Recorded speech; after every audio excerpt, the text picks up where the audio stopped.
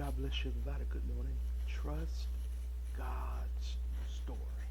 Our devotional text comes out of the book of Hosea, chapter 14, verse 9. And the word of the Lord says, "Who is wise that he may understand these things?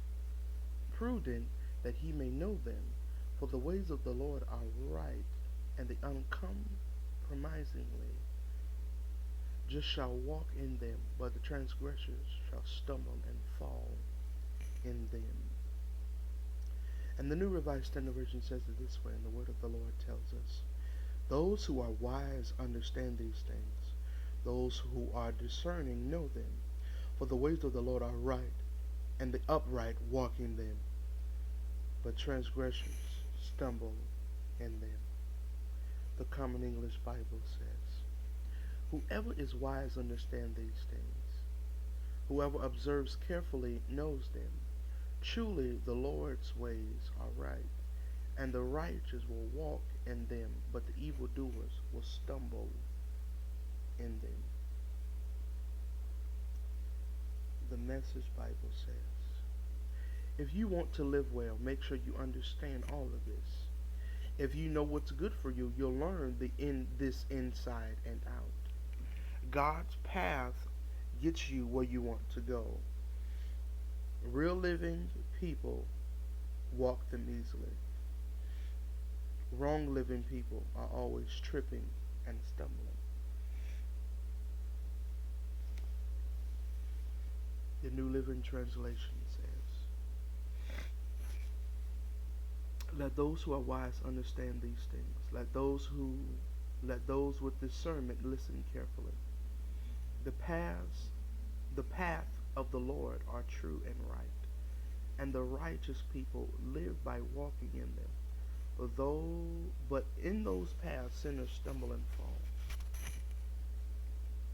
And I want to encourage somebody on this morning that we know that Proverbs chapter 3, verse 5 and 6 that when you trust in the Lord with all your heart and lean not on your own understanding, but in all your ways acknowledge Him, and He will direct your path.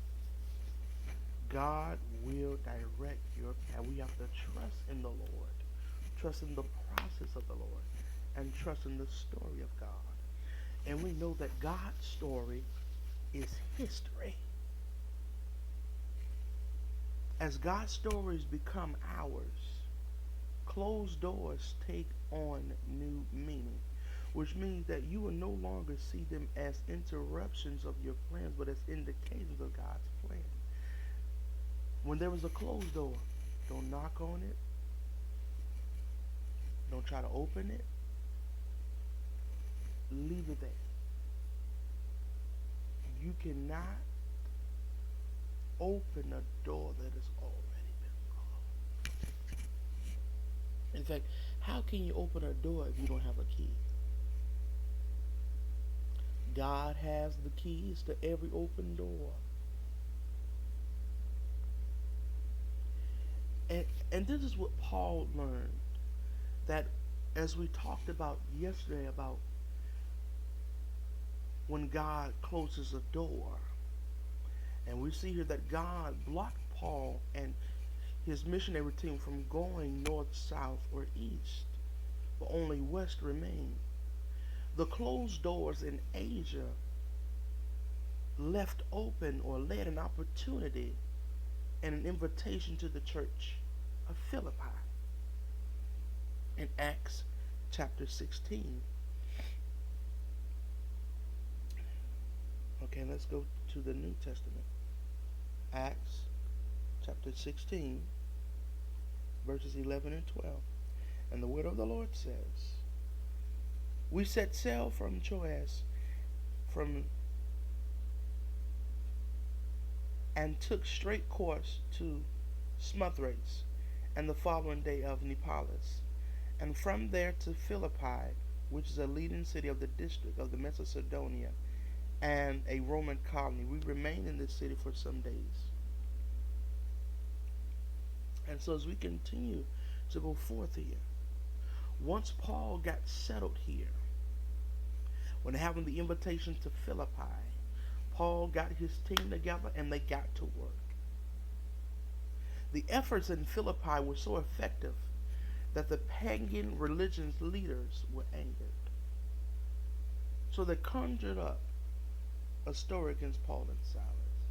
We know about Paul and Silas that in the midnight hour the chains had dropped. But the thing is that, people of God, the multitude rose up together against them, and the magistrate tore off their clothes and commanded them to be beaten with rods.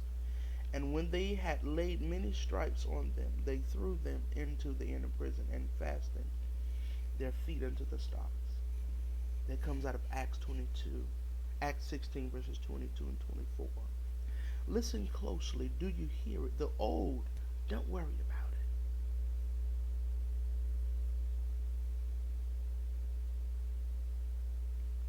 But even though they may have went through some things, they went through some closed doors, but they always appreciated the open door that was open. But they did not complain. But how Paul and Silas got out of the prison was because of praise and prayer. They trusted in God, and they trusted in the story of God for them. Don't you know that God's story is your story? And God is rewriting some things and some chapters in your story? Do you know your story?